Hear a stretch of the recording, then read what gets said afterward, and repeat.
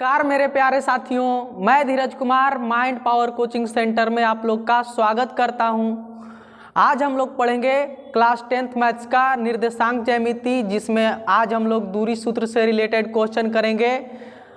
आज हम लोग दूसरा नंबर क्वेश्चन करेंगे। यह दूसरा लेक्चर है। दूसरा लेक्चर बहुत ही शानदार होने वाला है, बहुत ही इंपॉर्टेंट होने वाला है। यह जो लेक्चर है यह 2026 बोर्ड एग्जाम के लिए काफ़ी इम्पोर्टेंट है, तो इसलिए आप लोग बिना वीडियो को स्किप किए हुए लास्ट तक जरूर देखिए। तो आइए हम लोग दूसरा क्वेश्चन सॉल्व करते हैं। दूसरा क्वेश्चन में क्या कहा गया है?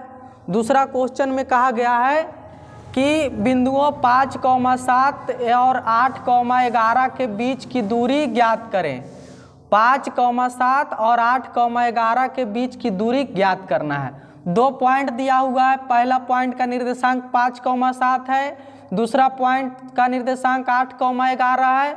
दोनों बिंदुओं की, दोनों पॉइंट के बीच की दूरी हमें निकालना है।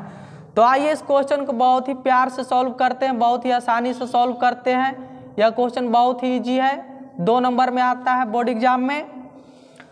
तो जैसे मान लिया जाए पहला पॉइंट का नाम दे देते हैं ए, पहला पॉइंट ए, और दूसरा पॉइंट का नाम दे देते हैं बी।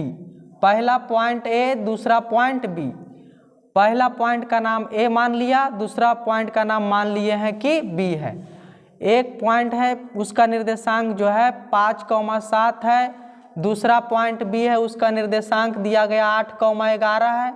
इन दोनों के बीच की दूरी निकालना है। तो दूरी निकालने के लिए दूरी सूत्र का यूज करना होगा। दूरी निकालने का एक बहुत ही सरल फॉर्मूला होता है, x1 माइनस x2 का whole square plus y1 minus y2 का होल स्क्वायर और पूरा का अंडर रूट होता है।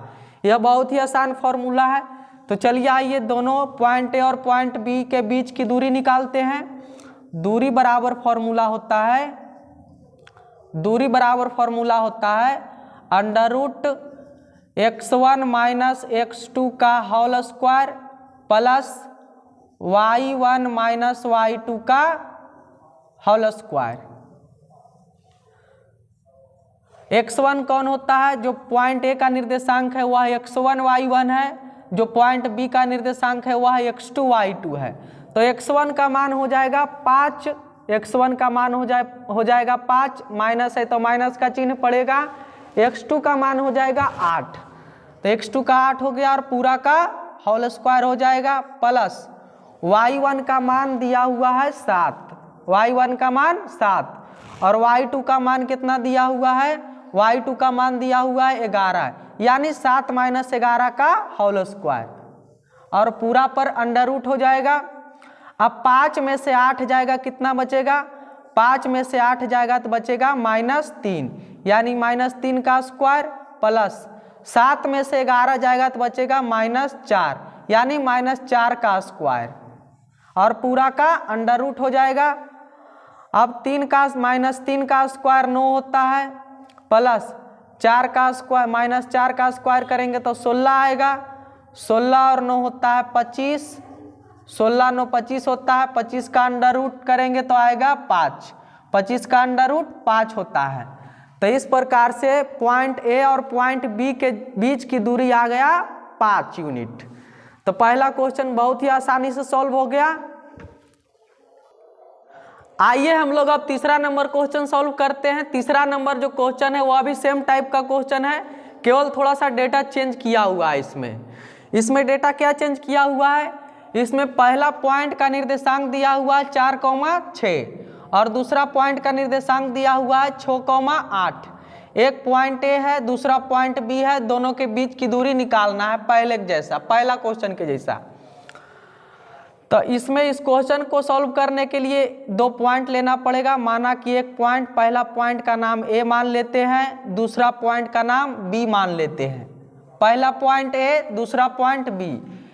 पहला पॉइंट का निर्देशांक दिया हुआ है प्रश्न में 4,6, दूसरा पॉइंट का निर्देशांक दिया हुआ है 6,8 और दोनों के बीच की दूरी निकालना है। तो ए और बी के बीच की दूरी निकालने के लिए दूरी सूत्र का प्रयोग करना होगा। तो दूरी सूत्र क्या होता है?